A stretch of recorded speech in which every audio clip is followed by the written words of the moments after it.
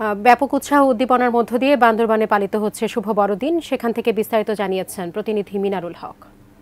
যেখানে দাঁড়িয়ে আছে এটি হলো ফাতিমা রানী ক্যাথলিক গির্জা।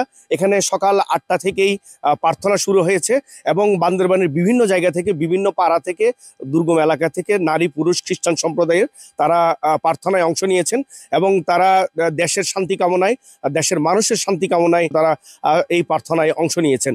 এবং এখানে একটি বড় বিষয় হলো পার্বত্য জেলা বান্দরবানে আমরা যেটি যে যে তথ্য জানি সেখানে হলো প্রায় ১.৫ লক্ষ খ্রিস্টান সম্প্রদায় এখানে বসবাস করে।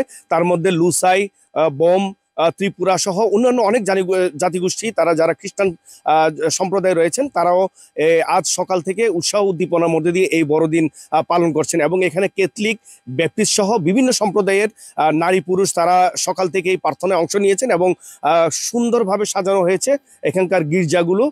এবং বিশেষ করে তারা নতুন কাপড় পরে নতুন উৎসাহ উদ্দীপনার মধ্যে দিয়ে তারা সকাল থেকে এই প্রার্থনায় অংশ নিয়েছেন। এবং সেই সাথে আমরা যেটি দেখেছি যে বড়দিন উপলক্ষে এখানকার নিরাপত্তায় র্যাব, পুলিশ থেকে শুরু করে যে আইনশৃঙ্খলা বাহিনী তারাও কিন্তু নিয়োজিত রয়েছেন। এটি ছিল আমার বড়দিনের সর্বশেষ তথ্য।